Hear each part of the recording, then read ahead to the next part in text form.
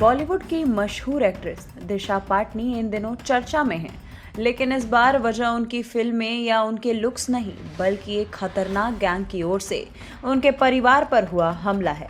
और अब उसी हमले के आरोपी 2 हमलावरों को पुलिस ने एनकाउंटर में मार गिराया। 12 सितंबर 2025 की रात उत्तर प्रदेश के बरेली शहर में स्थित दिशा पाटनी के घर पर रात करीब 3:30 बजे अचानक गोलियों की आवाज गूंजती है। मकसद था डर फैलाना और शायद एक संदेश देना।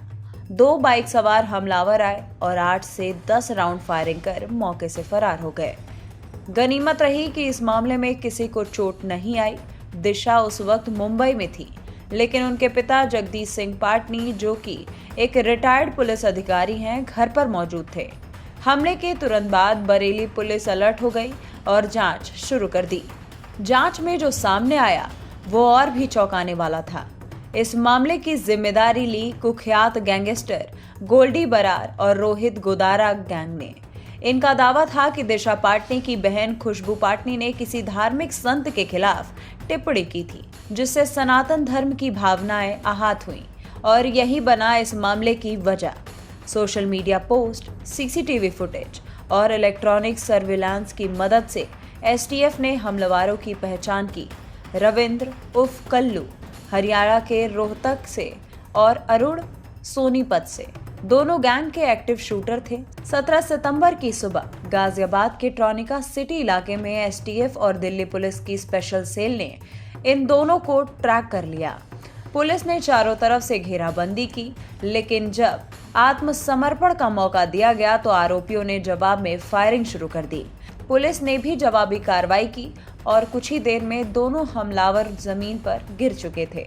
उन्हें अस्पताल ले जाया गया, लेकिन इलाज के दौरान दोनों की मौत हो गई। इस पूरे ऑपरेशन की यूपी सरकार और एसटीएफ ने पुष्टि की है। सितंबर को सुबह लगभग 3:45 बजे दिशा पटानी घर पर 2 अपराधियों ने फायरिंग की थी।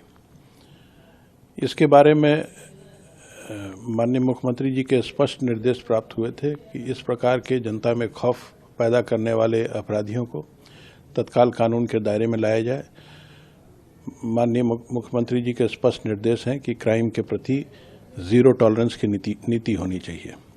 इसी नीति के तहत कार्य करते हुए तत्काल यूपी पुलिस ने एसटीएफ, जनपदीय पुलिस को सक्रिय किया और कई स्तर पर अभिसूचना का संकलन किया गया।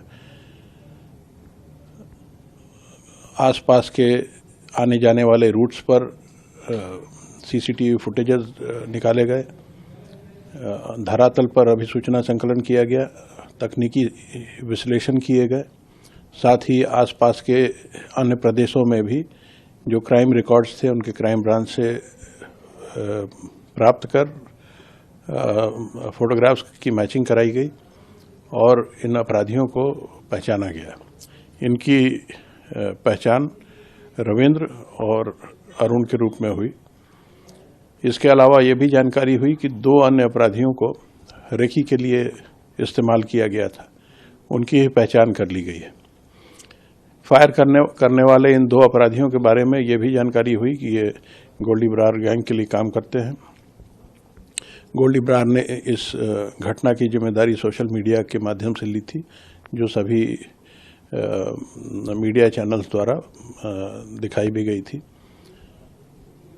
एक चैलेंज के रूप में एक्सेप्ट कर इस गैंग को वर्कआउट किया गया और आज सायंकाल में एक मुठभेड़ में ये 2 शूटर्स मार गिराए गए हैं। इसमें रविंद्र का आपराधिक इतिहास अच्छा खासा है। इसके द्वारा पुलिस पर भी पूर्व में फायरिंग की गई है, जिसमें हरियाणा पुलिस का एक कांस्टेबल के छाती में गोली लगी थी। मुठभेड़ में इनके पास से 2 बहुत ही सोफिस्टिकेटेड पिस्टल्स बरामद हुए हैं, जिसमें एक जिगाना की पिस्टल है और एक ग्लॉक की पिस्टल है।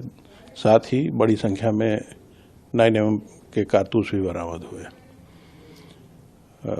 अब मुठभेड़ के बाद इन्हें हॉस्पिटल ले जाया गया, जहां डॉक्टर्स ने इन्हें डेड डिक्लेयर कर दिया है। मुख्यमंत्री योगी आदित्यनाथ ने एसटीएफ की सराहना की और पूरे मामले की विस्तृत जांच के आदेश दिए हैं। वहीं दिशा पाटनी के पिता ने पुलिस का आभार जताया और कहा कि समय पर कार्रवाई से बड़ा हादसा टल गया। क्रिया प्रतिक्रिया तो होते रहती है मैम, और सुरक्षा की दृष्टि से मैं पूर्ण रूप से संतुष्ट हूँ। और यदि मुझे सुरक्षा की दृष्टि में कहीं पर भी कुछ लगेगा तो सारे अधिकारी मेरे साथ हैं। अभी जो कार्रवाई हुई है उससे कितना संतुष्ट? उससे पूर्ण रूप से संतुष्ट हूँ। सीएम साहब के लिए क्या कहेंगे, धन्यवाद देंगे क्या? सीएम साहब के लिए तो जितने भी मैं तारीफ करूँ, आभार व्यक्त करूँ, उतना कम है। उन्होंने एक भयमुक्त समाज की जो परिकल्पना की है पूरे उत्तर प्रदेश के लिए, आज उसका जीता जागता उदाहरण है। हालांकि ये मामला अभी पूरी तरह खत्म नहीं हुआ है और अब दहशत फैलाने वाले आरोपियों के एनकाउंटर का बदला लिया जाने की धमकी दी गई है। गैंगस्टर रोहित गोदारा ने फेसबुक पोस्ट पर उन्हें शहीद करार दिया है और साथ ही बदला लेने की बात कही है। खूंखार गैंगस्टर ने कहा है कि कोई कितना भी पावरफुल हो, अब माफी नहीं मिलेगी, वक्त भले लग सकता है।